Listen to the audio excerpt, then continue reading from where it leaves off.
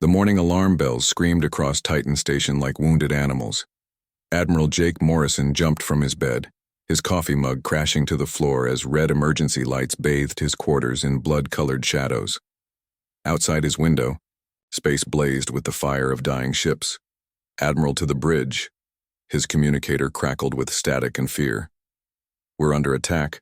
Multiple hostile contacts. They came out of nowhere.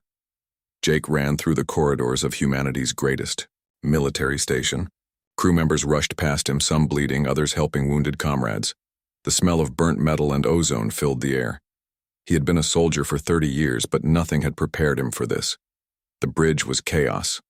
General Lisa Carter stood at the tactical display, her face pale as she watched red dots multiply across the star map. Each dot was a human colony under attack. Each dot represented millions of lives in danger. "Report," Jake demanded as he took his command chair.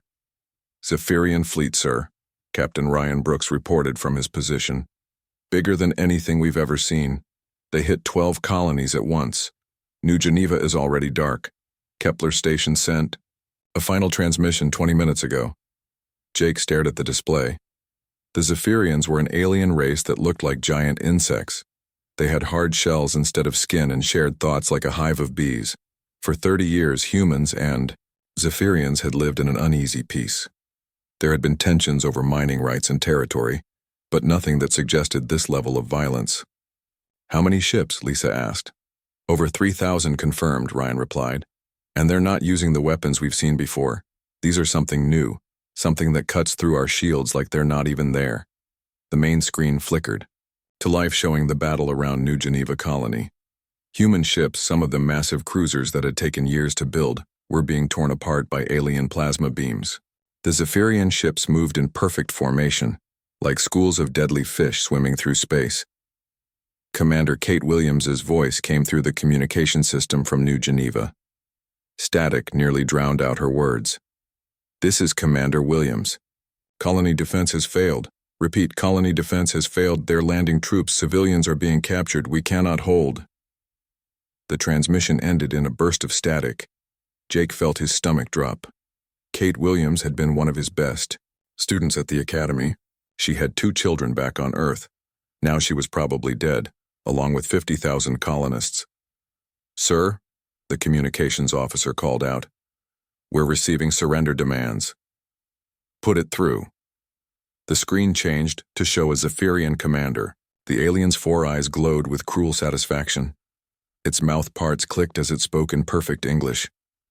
"I am Zektar Thuna, fleet commander of the Zephyrian Collective. Your colonies have fallen. Your fleets are destroyed. Surrender now, and some of your species may survive as workers.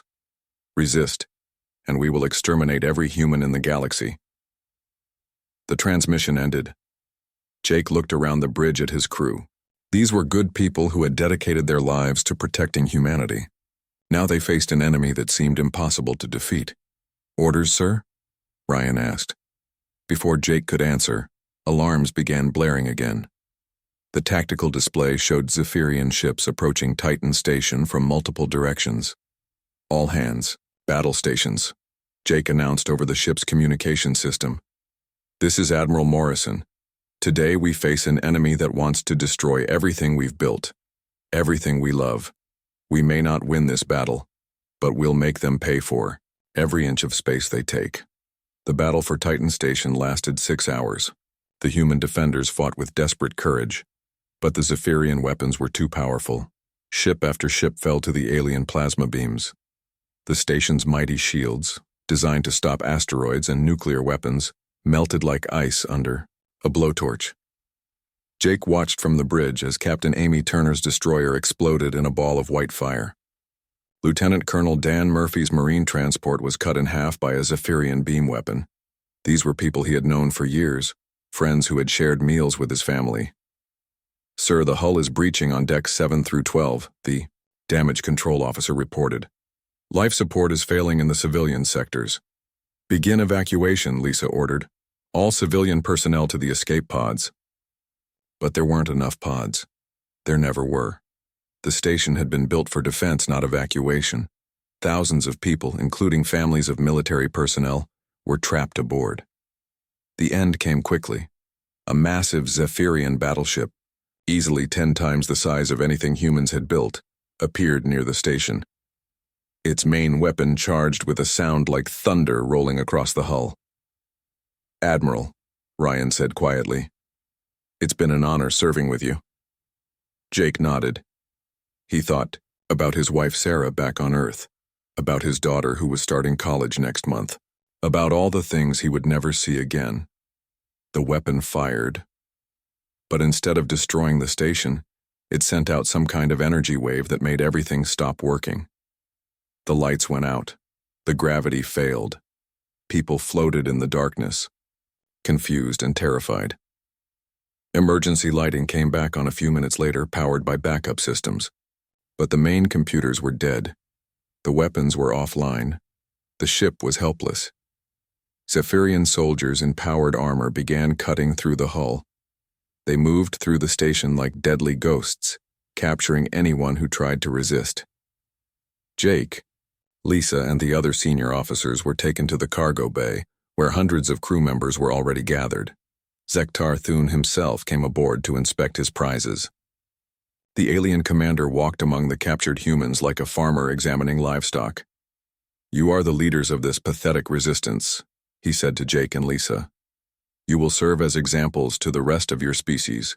Your deaths will show all humans the price of defying the collective." As they were dragged away to transport ships, Jake managed to activate a small device hidden in his uniform.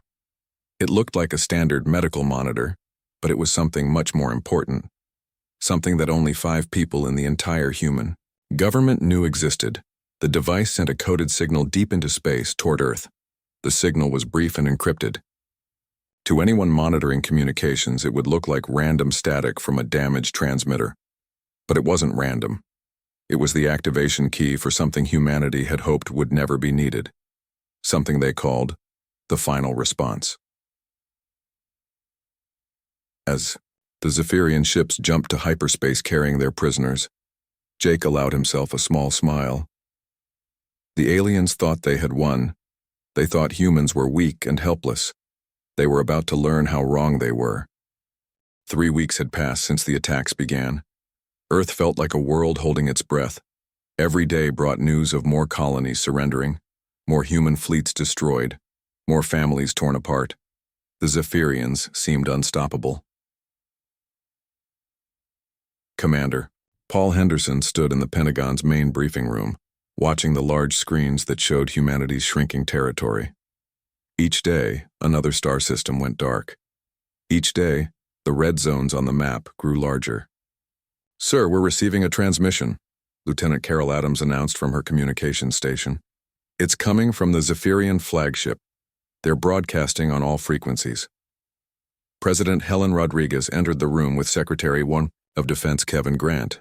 Both looked like they had aged 10 years in the past 3 weeks. The weight of leading humanity during its darkest hour showed in their eyes. "Put it on the main screen," Paul ordered. The display changed to show the bridge of a massive alien warship. Zephyrian soldiers in ornate armor stood in formation around a raised platform. Their chitinous shells gleamed under harsh lights, and their multiple eyes reflected cruel amusement. Zektar Thune appeared on screen, his forearms spread wide in a gesture of victory. Behind him, Paul could see human prisoners being forced to kneel on the platform. His heart clenched as he recognized Admiral Jake Morrison and General Lisa Carter among them.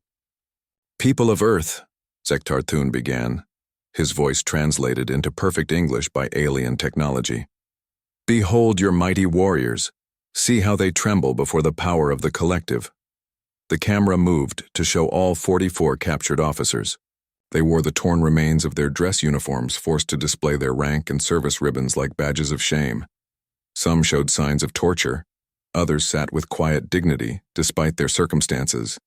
"These are the leaders you trusted to protect you," the alien commander continued.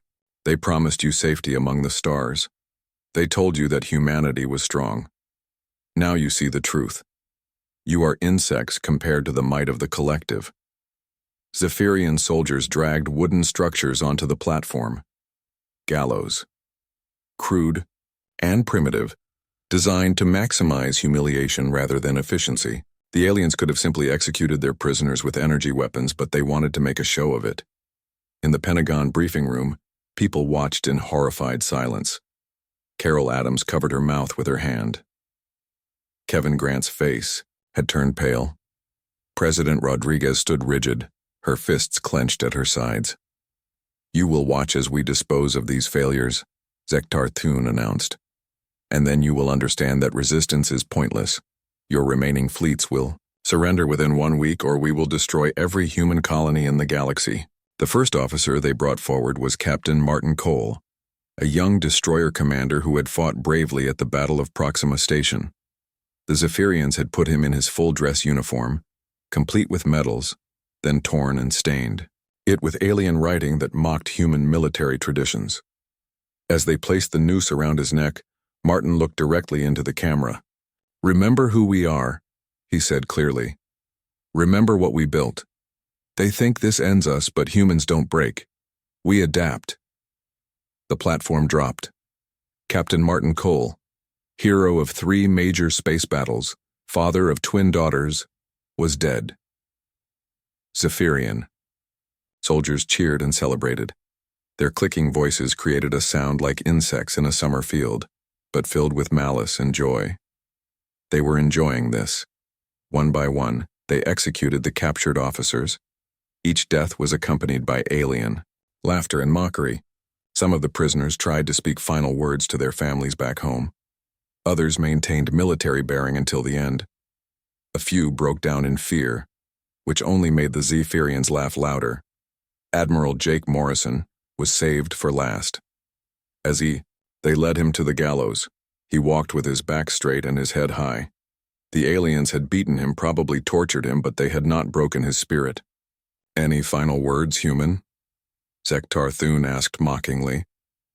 Jake looked directly into the camera. Paul knew he was speaking to Earth, to the billions of humans watching this broadcast in horror and rage. "They want us to fear them," Jake said in a clear, strong voice.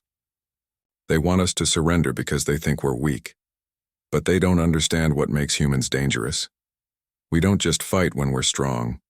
We fight hardest when we have nothing left to lose." He paused, and Paul could swear he saw the Admiral smile slightly. "And now we have nothing left to lose." The noose went around his neck. The platform dropped. Admiral Jake Morrison, defender of humanity, was dead. But as he died, something happened that the Zephyrians didn't notice.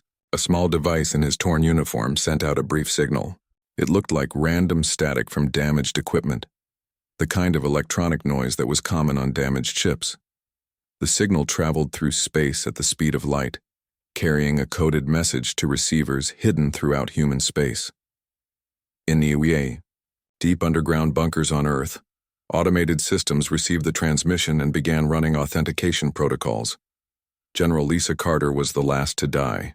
As they prepared her for execution, she looked into the camera one final time. "Tell my children I love them," she said. "Tell them their mother died fighting for their future." When it was over, Zektar Thun addressed the camera again. "This is the fate of all who oppose the collective. Your leaders are dead. Your fleets are broken. Surrender now, and some of you may live to serve us. Continue to resist, and we will hunt down every last human in the galaxy." The transmission ended. The briefing room fell silent. Many of the personnel were crying. Others stared at the blank screen in shock. These had been their friends, their mentors, their heroes. Now they were gone, murdered for alien entertainment. "Sir," Carol Adams said quietly, "we're receiving surrender requests from the remaining colonies. 12 systems have already agreed to Zephyrian terms. The others are asking for instructions." Paul looked at President Rodriguez. The decision was hers to make. Surrender and hope the aliens would honor their word, or continue fighting against impossible odds. "Madam President," Kevin Grant said carefully, "perhaps we should consider their terms. If we keep fighting, they'll kill everyone." Helen Rodriguez stared at the screen where her best military leaders had just been murdered. Her jaw tightened with anger that had been building for 3 weeks. "No," she said finally. We don't negotiate with murderers. Send a message to all remaining human forces. We fight. No matter the cost, we fight. Paul nodded and began issuing orders. But as he worked, he noticed something strange. Deep space, monitoring stations that had been silent for years were suddenly coming online. Automated research facilities were transmitting coded signals.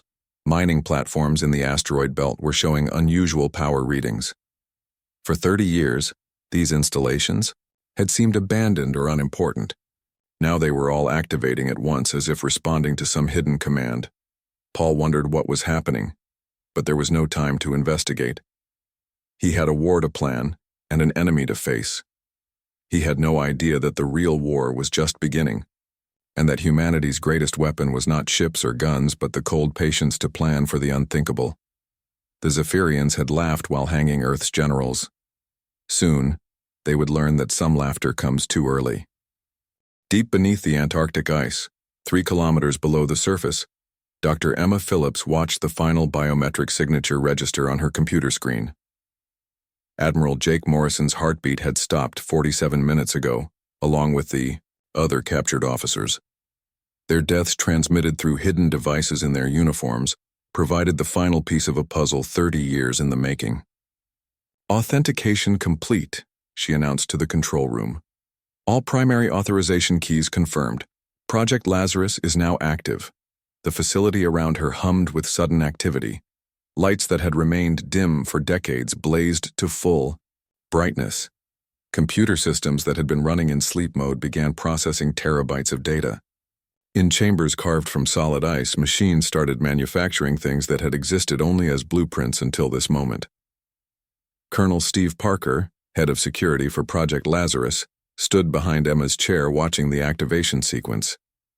He was one of only 5 people on Earth who knew the full scope of what they had built down here in the frozen wasteland. "How long until we're fully operational?" he asked.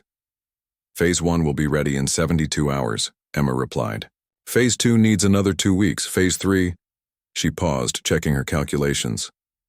"Phase 3 has been ready for 10 years. We just needed the authorization to release it." Steve nodded grimly. He had helped design the authorization system himself. It required the confirmed deaths of specific high-ranking officers to activate. Not their capture, not their retirement, but their actual deaths while serving in command positions. It was a failsafe designed to ensure that Project Lazarus would only activate if humanity truly faced extinction. "What about the volunteers in the enhancement program?" Steve asked. Emma pulled up another screen showing medical data from chambers deeper in the facility. 200 people floated in tanks filled with strange blue liquid, their bodies connected to machines that had been slowly changing them for years.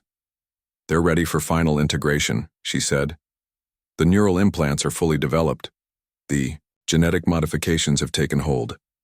The nanotechnology is stable. We just need to wake them up and complete the cybernetic connections." These volunteers had come from all branches of Earth's military. They were people who had lost family members to alien attacks, soldiers who had seen too much war, officers who understood that sometimes victory required sacrifice. Each had volunteered for an experimental program that would change them forever. The process was irreversible. Once completed, they would still be human in mind and spirit, but their bodies would be something new, something designed specifically for war in the vacuum of space. Above ground, the rest of humanity watched their colonies surrender one by one to the Zephyrian forces. But beneath the ice, Emma and her team worked feverishly to prepare mankind's true response to the alien threat. "Dr. Phillips," called out Dr. Marcus Webb from his station across the room. "I'm getting activation signals from all the deep space assets. The asteroid mining platforms are coming online. The research stations are beginning Phase 1 protocols. Even the old survey probes are responding to the wake-up calls." Emma smiled for the first time in weeks. For 30 years, humanity had built what appeared to be a normal spacefaring civilization. They had established colonies, built trading posts, and sent out scientific missions to explore the galaxy. The Zephyrians and other alien species had watched all of this with mild interest, seeing humans as just another young race learning to explore space. What they hadn't realized was that every human structure built in the past 3 decades had, been designed with a secondary purpose. Every mining station contained hidden weapons. Every research outpost included secret manufacturing capabilities. Every cargo ship carried concealed military hardware. The entire human sphere of space was actually one massive weapon system, hidden in plain sight and waiting for activation. "How are the ghost ship prototypes performing?" Steve asked. Emma brought up test data from trials conducted in the outer solar system. "Better than projected. The quantum phase generators allow them to exist partially outside normal space-time. They can appear and disappear at will, pass through solid matter when necessary, and their weapon systems draw power directly from stellar radiation." The ghost ships were humanity's first completely new technology, built using principles reverse-engineered from an alien scout vessel that had crashed on Earth 46 years ago. The wreck had been kept secret while humanity's best scientists learned how to duplicate and improve upon its technology. "And the crews?" "Captain Rick Hansen completed his final integration yesterday," Emma reported. "His crew is ready for deployment. The connection between human consciousness and the ship's systems is stable. They've essentially become part of the ship itself." It was a disturbing thought. The ghost ship crews had undergone such extensive modifications that they could no longer survive outside their vessels. They didn't need food, water, or even air in the traditional sense. They were sustained by the ship's systems and could operate continuously for years without rest. In exchange for their humanity, they had become the perfect space warriors. "Ma'am," called out Lieutenant Jennifer Clark from the communication station, "I'm receiving reports from Commander Henderson at the Pentagon. Strange energy readings are being detected throughout human space. The Zephyrians are starting to notice increased activity from our automated systems." Emma nodded. "That's expected. Phase 1 involves bringing all our hidden assets online. The aliens will start to see unusual power signatures and movement patterns. By the time they realize what's happening, Phase 2 will be ready to deploy." She pulled up a tactical display showing the locations of Zephyrian forces throughout human space. The aliens had established occupation forces on 12 major colonies and were using captured human ships to patrol the space lanes. They felt confident and secure in their victory. "Show them the deep space sensor data," she told Marcus. Display changed to show readings from monitoring stations at the edge of human space. Massive energy signatures were approaching from the galactic rim, moving at speeds that should have been impossible for any known technology. "The harvester ships are 3 days out," Marcus reported. "They've been building themselves in the dark, matter clouds beyond our solar system for 20 years, using automated systems and self-replicating technology. Now they're coming home." Steve stared at the readings. Each harvester ship was the size of a small moon, capable of consuming entire asteroids to fuel its manufacturing systems. They could build fleets of smaller vessels while moving through space, turning raw materials into weapons of war. "How many?" he asked. 47 confirmed, Emma replied. With more under construction at the secondary facilities, the harvester ships were humanity's answer to the Zephyrian numerical advantage. While the aliens had thousands of vessels, humans would soon have millions of smaller craft, all controlled by advanced artificial intelligence systems and directed by the enhanced crews of the ghost ships. "Dr. Phillips?" Jennifer called out. "Again. Priority transmission from Earth. Commander Henderson reports that 17 more human colonies have surrendered to Zephyrian demands. The aliens are demanding complete disarmament of all remaining military forces." Emma looked at the countdown timer on her main screen. 64 hours until Phase 1 was fully operational. 2 weeks until Phase 2 could deploy. The Zephyrians wanted humanity to surrender everything in 1 week. "Send a coded response to Commander Henderson," she ordered. "Tell him to comply with all Zephyrian demands. Surrender every ship they ask for. Give them complete access to our databases and manufacturing facilities. Let them think they've won completely." Steve raised an eyebrow. "Ma'am? The more secure they feel, the less attention they'll pay to background readings their sensors pick up," Emma explained. "We need them confident and relaxed when Phase 2 begins." She turned back to her computer and began running final system checks on the ghost ship fleet. In chambers throughout the facility, 200 volunteers were completing their transformation from human soldiers into something new, something designed specifically to hunt aliens through the depths of space. Outside, the world mourned its dead heroes and prepared to surrender to an overwhelming enemy. But beneath the ice, humanity's real military was finally waking up. The Zephyrians had won the first war, the conventional conflict between fleets and armies. Now they would face the second war, the one humanity had been preparing for since the day they first learned they were not alone in the universe. And in this war there would be no surrender, no mercy, and no survivors. 6 months after the public executions, Zektar Thun stood on the bridge of his flagship surveying his conquered territory. The humans had surrendered completely, just as he had predicted. Their remaining military forces had been disbanded. Their colonies served the collective now, providing resources and labor for the expansion of Zephyrian space. It had been almost too easy. Fleet Commander, his subordinate Vextar Klein, reported, "The patrol squadron investigating the abandoned mining station has failed to report in." Zektar Thun barely looked up from his tactical display. Human space was peaceful now, filled with Zephyrian ships and occupied colonies. "Equipment failure," he said dismissively.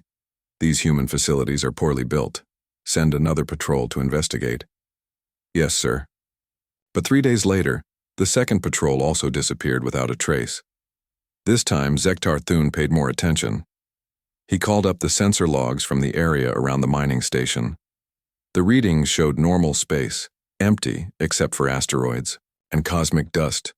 No signs of weapons fire, no debris fields, no distress signals. The ships had simply vanished. Perhaps they encountered a navigation hazard, Vextar Klein suggested.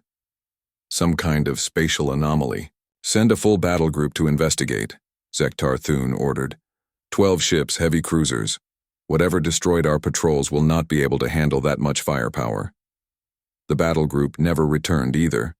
Meanwhile, on the surface of New Mars, Major Julie Norton crouched behind the ruins of a human defense bunker, watching the sky through her binoculars.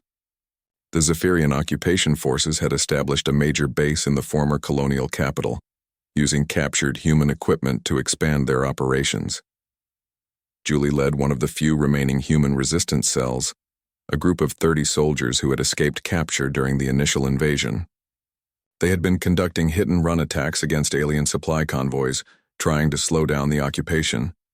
Tonight was different. Tonight, something was hunting the hunters. "Ma'am," whispered Sergeant Tony Reeves from his position beside her. "Look at Sector 7. Julie turned her binoculars toward the alien base. 3 Zephyrian cruisers hung in orbit above the facility, their running lights visible against the star field. As she watched, something strange began to happen. The space around the cruisers seemed to shimmer like heat waves rising from hot pavement. The effect was barely visible, more like a trick of the eye than actual movement. Then one of the cruisers simply disappeared, not destroyed, not damaged, just gone. One moment it was there, the next moment empty space, no explosion, no debris, no energy signatures. The ship had vanished as if it had never existed. "What the hell?" Tony muttered. The remaining 2 cruisers immediately went to high alert, their weapons powering up and scanning systems searching for threats. Their plasma cannons swiveled back and forth looking for targets, but there was nothing to shoot at. The second cruiser disappeared 5 minutes later. The third ship began broadcasting emergency signals and trying to jump to hyperspace. Its engines charged with a whine that Julie could hear even from the planet's surface. But before it could escape, something appeared beside it. Julie adjusted her binoculars, trying to get a better look. What she saw defied everything she knew about spacecraft design. The ship that had appeared was clearly of human origin, but unlike anything in Earth's official fleet records, it seemed to be made of living shadow, its hull shifting and flowing, like liquid metal. Weapons ports opened and closed along its surface like breathing pores.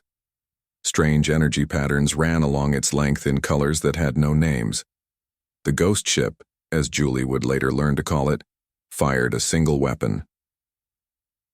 The Zephyrian cruiser, a massive vessel with armor that could withstand nuclear weapons, was cut in half as if by a giant sword. The 2 pieces drifted apart, venting atmosphere and debris into space. Then the human ship faded back into invisibility, leaving no trace that it had ever been there. "Did you see that?" Tony whispered. "I saw it," Julie replied, "but I don't believe." Similar events began happening throughout human space. Zephyrian patrol fleets would vanish without warning. Supply convoys would disappear between colonies. Occupation forces would lose contact with their orbiting support ships. The aliens began to panic. Captain Rick Hansen stood in the control center of the UES Revenant. His consciousness merged with the ship's systems in ways that would have been impossible for an unmodified human. He could feel the quantum phase generators humming through the ship's hull, keeping them partially outside normal space-time where Zephyrian sensors couldn't detect them.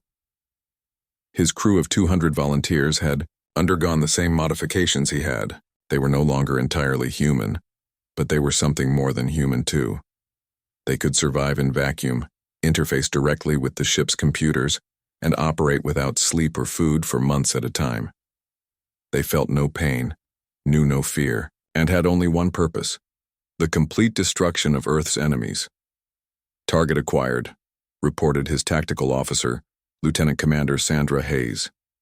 Her voice came directly into Rick's mind through their shared neural network.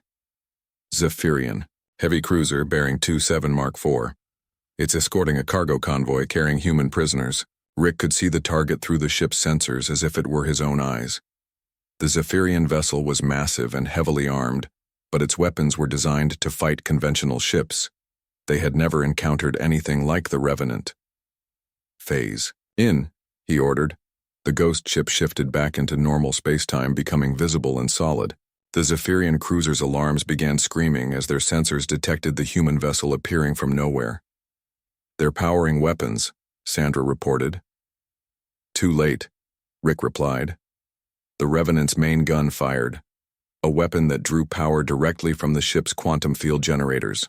The energy beam passed through the Zephyrian shields as if they weren't there, cutting deep into the alien ship's hull. But Rick wasn't interested in destroying the escort. His mission was rescue. "Transport lock on the prison compartments," he ordered. "Beam them directly to Cargo Bay 3. Advanced teleportation technology, another gift from the crashed alien scout ship, pulled the human prisoners through space and deposited them safely aboard the Revenant. 300 civilians who had been destined for alien slave camps were suddenly free. "Prisoners secured," Sandra reported. "What about the escort?" Rick considered the Zephyrian cruiser, now trying desperately to retreat. Its crew had no idea what they were facing or how to fight it. They were terrified, confused, and completely outmatched. "Let them go," he decided. "They'll report what they saw." Fear is a weapon, too. The Revenant phased back out of normal space, becoming invisible and intangible. The Zephyrian ship limped away, its crew spreading stories of ghost ships and impossible human technology. Stories that reached Zektar Thun within hours. "Impossible," the Zephyrian commander declared when he heard the reports. "The humans have no such technology. Their ships were primitive. We studied them for years before the invasion. But the evidence was undeniable. Something was hunting his forces with surgical precision, using weapons and capabilities that shouldn't exist, ships that could appear and disappear at will, weapons that ignored shields and armor, technology that violated everything the Zephyrians thought they knew about human capabilities." "Sir," Vextar Klein reported nervously, "we've lost 17 more ships in the past week, all destroyed by unknown attackers. The survivors report seeing human vessels that phase in and out of reality." Zektar Thun stared at his tactical display. Red markers showed the locations where his ships had vanished. The pattern was clear. Something was systematically hunting down Zephyrian forces throughout the occupied territory. "Increase patrols," he ordered. "Form larger battle groups. Whatever these humans are using, they can't stand against our full fleet strength." But even as he gave the orders, Zektar Thun felt a cold fear growing in his mind. The humans he had defeated 6 months ago had been weak, using conventional weapons and predictable tactics. These new enemies were something entirely different. Something that struck from shadows and disappeared before his forces could respond. Something that turned his own numerical advantage against him by picking off isolated ships and patrols. Something that seemed designed specifically to hunt Zephyrians.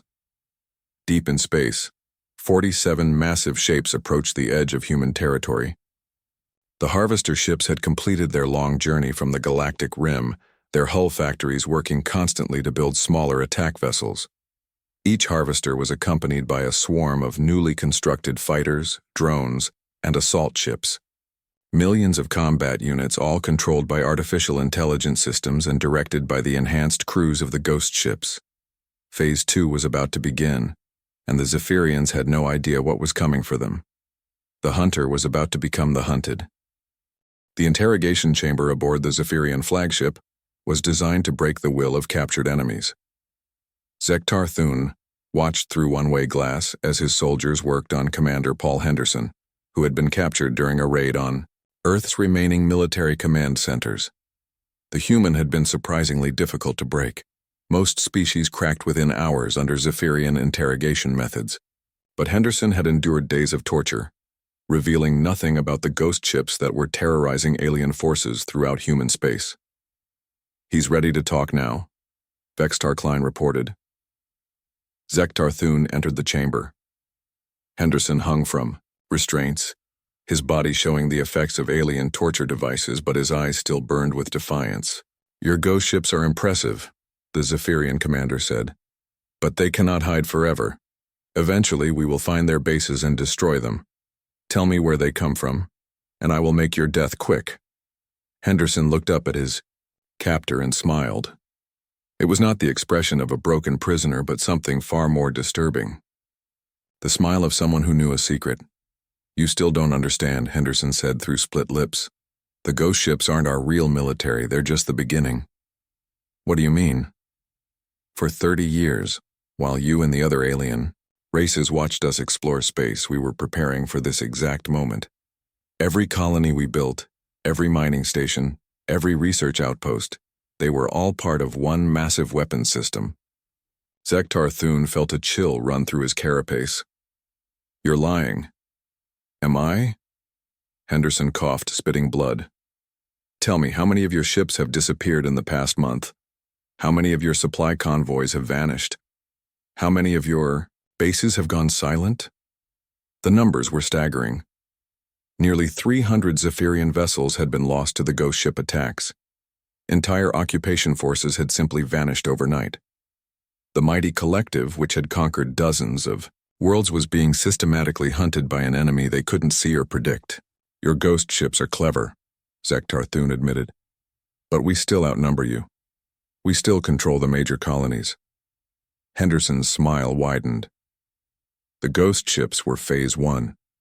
They were designed to soften you up, make you paranoid, and spread out your forces. Phase 2 started 3 days ago. Before the Zephyrian commander could respond, alarms began blaring throughout the ship. Vextar Klein's voice came over the communication system, filled with panic. "Sir, we're receiving emergency transmissions from all sectors. Massive unknown contacts are appearing throughout our territory. Thousands of them." Zektar Thune rushed to the bridge, leaving Henderson in his restraints. The main display showed a tactical view of Zephyrian-controlled space, but now it was filled with red warning icons. Hostile contacts were appearing everywhere, far too many to count.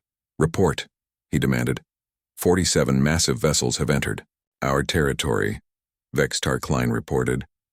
"Each one is the size of a small moon. They're accompanied by swarms of smaller craft.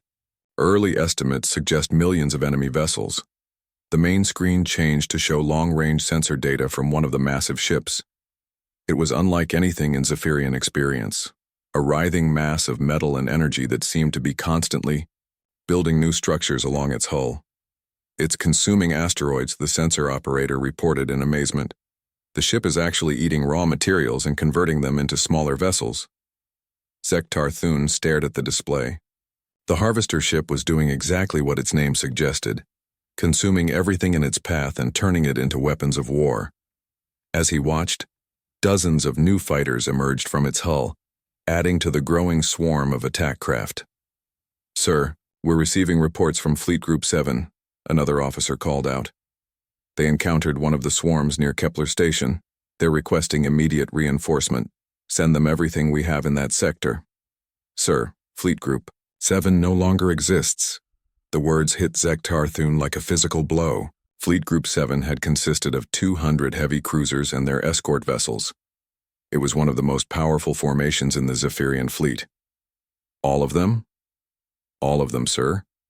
The swarm attacked from multiple directions simultaneously. Our ships never had a chance to form defensive formations. The pattern repeated across Zephyrian-controlled space.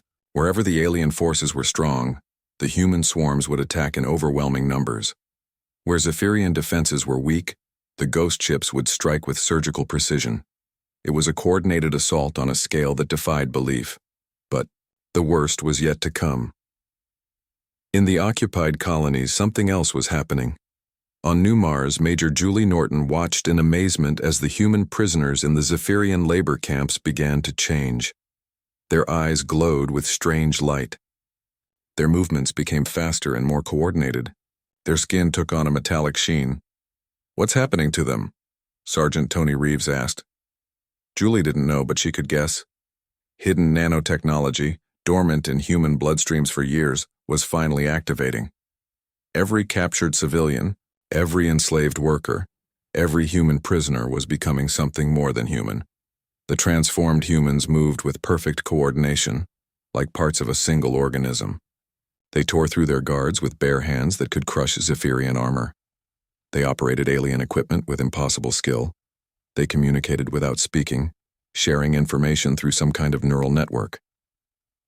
Within hours, every Zephyrian occupation force was under attack from within. The aliens found themselves fighting enemies who knew their bases intimately, who could predict their tactics, and who felt no pain or fear. It was a nightmare scenario that the Zephyrians had never imagined, their prisoners becoming their executioners.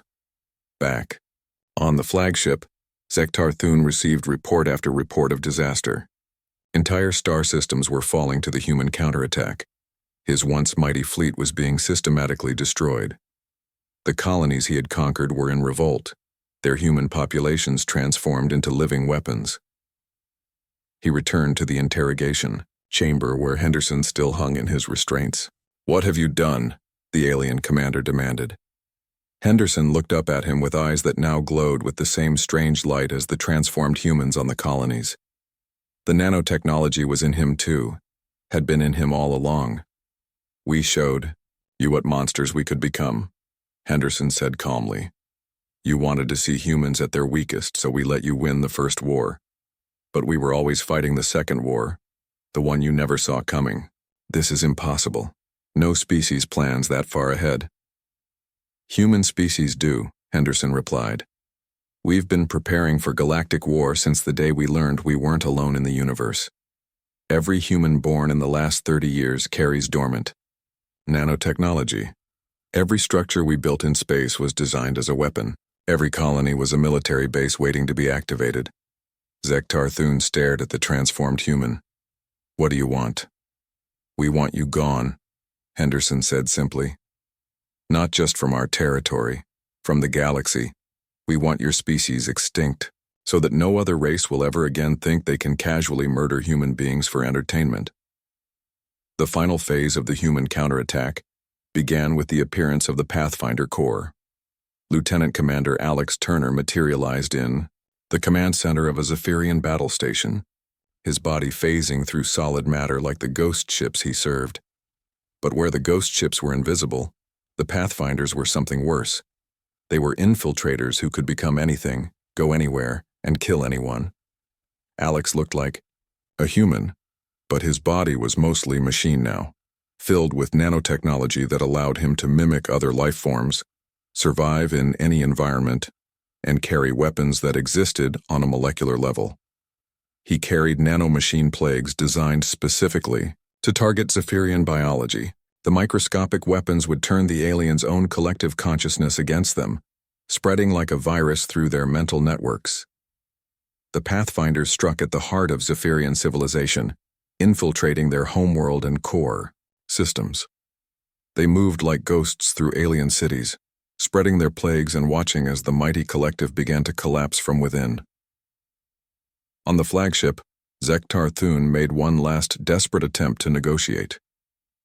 "We can share the galaxy," he told Henderson. There's room for both our species. Henderson's transformed eyes showed no emotion. You should have thought of that before you hanged our generals. The end came swiftly. The harvester fleets consumed, Zephyrian ships faster than they could build new ones. The transformed humans on the occupied colonies systematically hunted down every alien soldier. The Pathfinder Corps spread their plagues through the Zephyrian homeworld, turning their collective consciousness into a weapon of self-destruction. Within 6 months of the counterattacks beginning, the Zephyrian collective ceased to exist. Their ships were destroyed or captured. Their colonies were abandoned or consumed. Their homeworld became a dead rock floating in space. And throughout the galaxy, other alien species watched in terror as they realized what humanity had become. Captain Rick Hansen stood on the bridge of the Revenant, looking out at the transformed solar system. Earth's sun was now surrounded by massive orbital platforms that stretched across space like a metal web. The asteroid belt had been converted into a shipyard that produced new vessels.